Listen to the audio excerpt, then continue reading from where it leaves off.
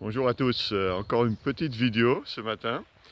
J'étais en train de réfléchir sur les événements, tout ce qui se passe et sur la notion d'obéissance et de désobéissance.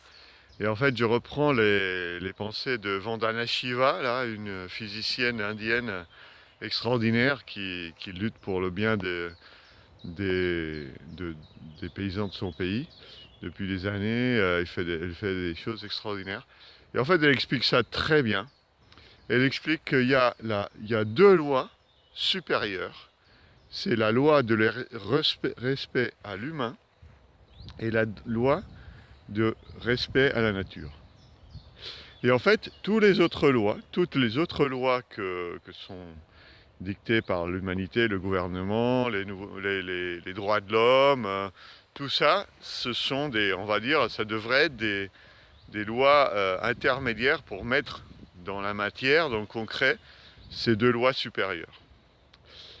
Et alors, normalement, elles devraient être en accord. Sauf qu'il y a des moments où il faut choisir, parce qu'elles sont en désaccord. Les lois supérieures et les lois intermédiaires ne disent pas la même chose. Et je pense que... Et donc, dans ces cas-là, qu'est-ce qu'on fait? Eh ben, c'est à chacun de discerner, mais ce qui est une évidence, c'est que la priorité, c'est d'obéir aux lois supérieures.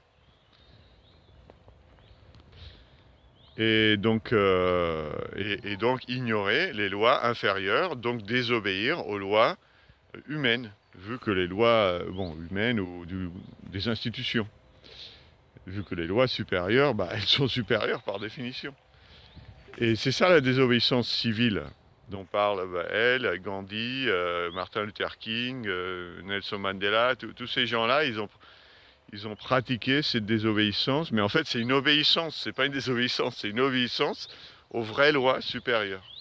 Et là actuellement, par exemple, si les médecins se trouvent dans une situation où ils doivent ficher les gens qui ont le virus et donc du coup dénoncer par le réseau qui est connecté au gouvernement, bon je ne sais plus comment, mais c'est tout interconnecté, tout le reste de leur famille pour aller les faire le test du virus, ça c'est une violation déjà du secret médical et en plus du droit à son intimité, comment on dit, disons à décider par soi-même à la fin.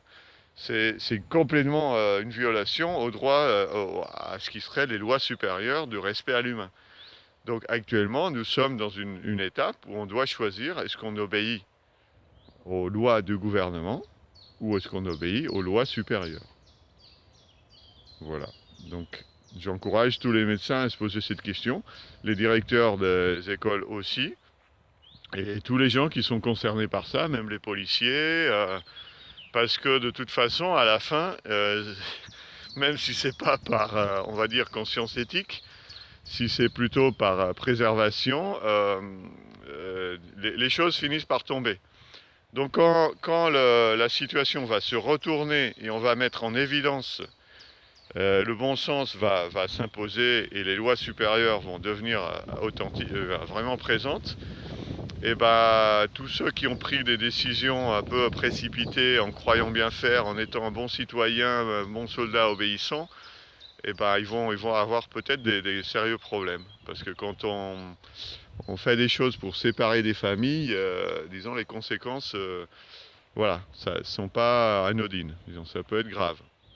Donc voilà, même si c'est juste par égoïsme ou par instinct de préservation, faites gaffe tout le monde, parce que voilà, sentez vraiment ce qui est correct, ce qui est juste, et c'est mon conseil, hein. Voilà, moi j'essaye de le faire à ma façon.